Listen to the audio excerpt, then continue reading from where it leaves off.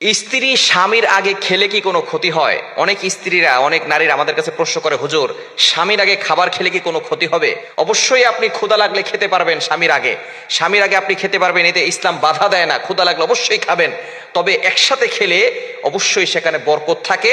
এবং স্বামী স্ত্রী একসাথে কথোপকথন করলে, একসাথে খাবার খেলে নফল নামাজ পড়ার সওয়াব তারা পেয়ে থাকে।